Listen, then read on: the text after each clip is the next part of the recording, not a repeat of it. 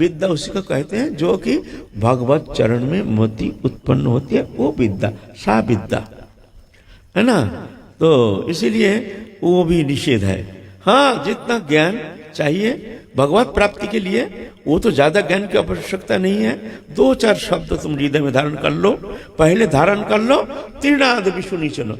जगत में सब योग्य है, हम ही अयोग्य हैं, विधि निषेध जो भी है ये हमारे लिए, ऐसे जान करके तुम सबके प्रति दंडवत प्रणाम करो।